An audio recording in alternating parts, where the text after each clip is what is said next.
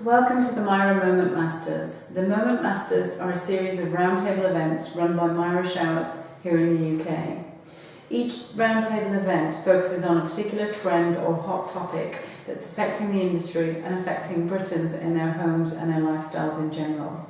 This first session focuses on the fascinating fact that 4% of the UK population already live with 3 or more generations under one roof.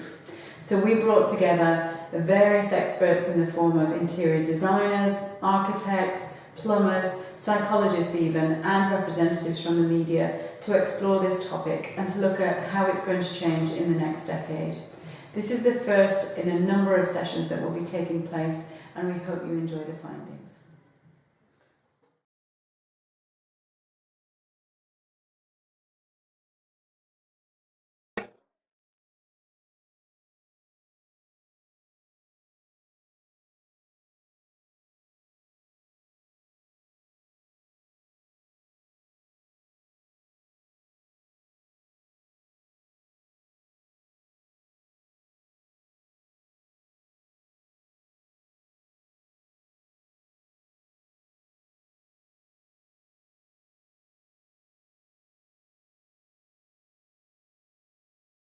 Multi-generational living is not something that I think used to just sit within maybe certain communities. You know, we've seen it a lot within the Asian community. I think now it's just something that's happening across the board for many reasons. Are you saying they're making Asian families? It's a cultural thing. Mm-hmm. For me, for you know, living with granny and granddad, and you know. I think it's more driven by house prices. So areas where that house prices are really high is where the kids are going to come back, and maybe even the parents. But when you've got more space and bigger properties anyway towards the country, they probably would consider having the parents as well. I think people are planning more long term. Yeah. I think the big change between when I started refurbishments before the recession anyway, and now is actually also it's government driven. I think the government as a result has obviously put stamp duties up. This is all done for a reason. It's done for a reason to keep people connected to the property longer, in line with what is actually happening in France, in Germany, in any other country. Yeah, everybody was doing things on their own, and now I think it's coming slowly together again because of the need and because of the speed with which the society is growing. And do you think that's driven by cost, finance, or do you think it's because people feel a responsibility? I think it's a bit of both. I think what we are as planners quite used to is the fact, okay, well, their children, whether the children then go earlier because they're studying or they're going away for any kind of professional reasons.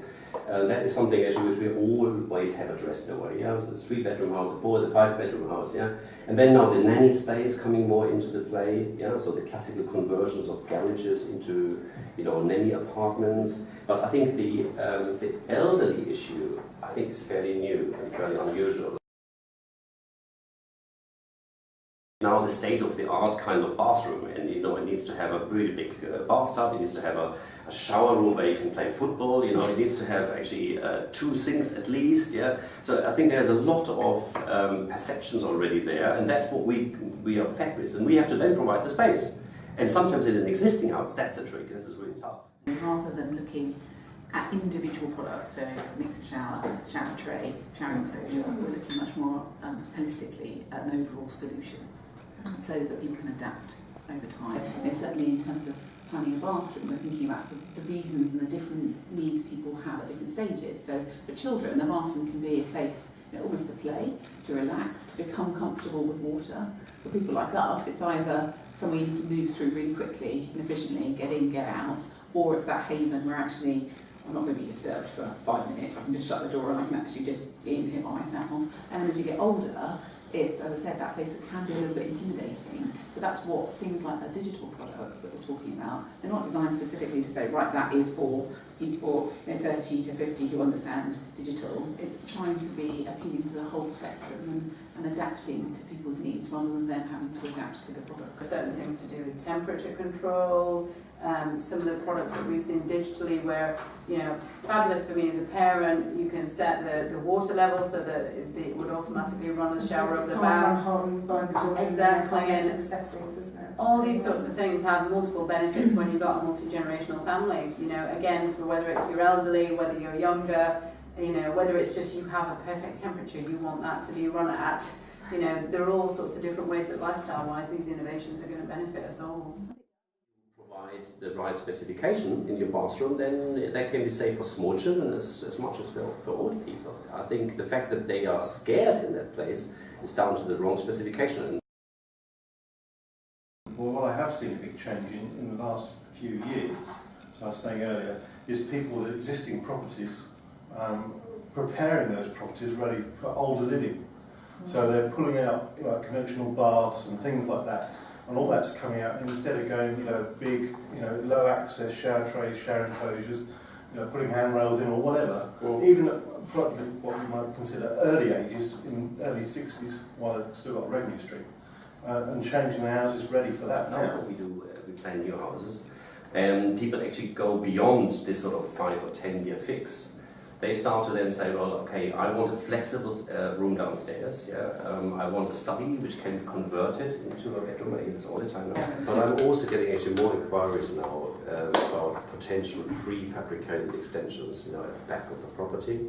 I was just at the Grand Design Show, and that's actually obviously a user-related fair. So if the people then come to you, they actually then say, look, actually, is something like this on the market? Can we very quickly get a pod where you actually have a multifunctional room plus a bathroom in there, self-contained for actually either downsizing, so that they say, well, I don't want to move them there, the kids can have the house, interesting, or the kids can be there if they come for the weekend or whatever as a guest suite, also interesting, or the granny can live there, also interesting. I think there is much more of this sort of thinking, which is actually definitely an advantage, because you can get, for a matter of £50,000, you can get a proper bedroom and a bathroom pod installed nowadays. You just need to provide utilities and supplies, and it's on your own piece of land. And as soon as the legislation again here allows a little bit more flexibility, then that could be an easy way of resolving this problem. But a lot of my parents now that I deal with want their children there on a design consultation because they're thinking about their needs as well. Yeah. And I think that's really interested mum and dad to think about design and trend. Yeah. And as a country we are so trend-led now anyway. So I think that plays a huge part. So I think now suddenly there's more responsibility, and I think that needs to be addressed. And we're starting now to design houses which are anyway bigger than ever before. If you remember 100 years ago, Victorian Home didn't have the opportunity to provide, I think, additional spaces, for parts of the family. Children, yes.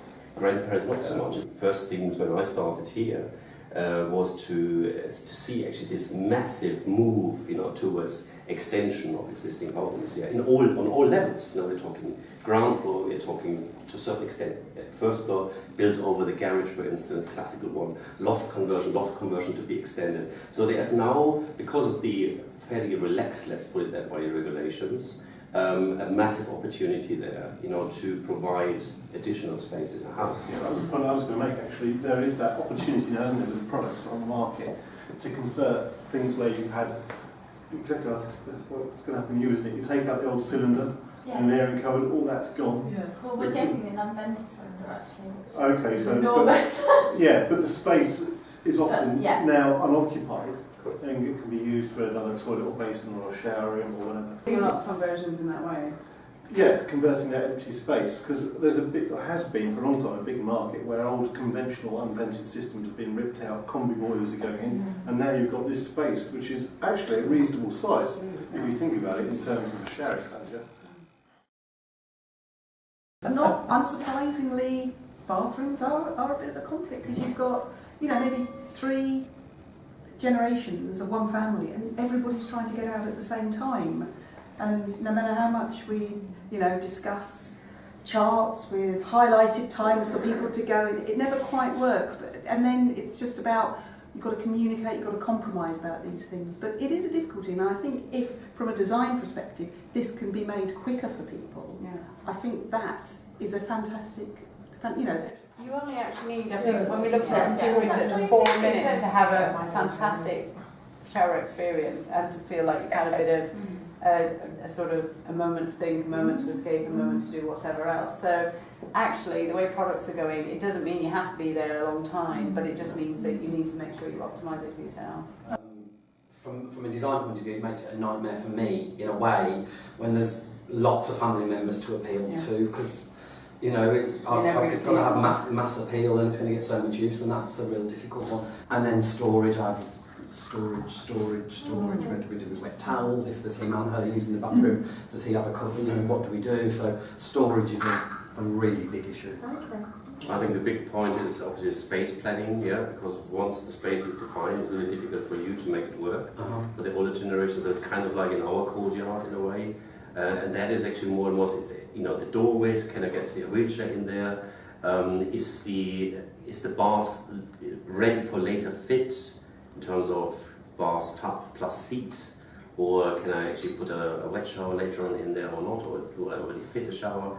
I think this is coming more into discussion. And quite often what a scenario I'll come across is that when grandchildren are younger, a grandmother generally will kind of sell up her property, move in with the daughter and the son-in-law and the children, look after them, and then kind of have her investment in that property. And because she has, what tends to happen is they tend to get the biggest bedroom, even though they're a sole occupier, and it just creates tons of conflict. And the one thing that he always will do these days, and I don't know if you do, if it's different members of a family, he'll try and get as many people there as possible. And then they can have the argument about it then and there, rather than him just listening to one person and then the other person comes along and for whatever reason, whether there's an ongoing conflict in the relationship and they just do not want what that other person wants.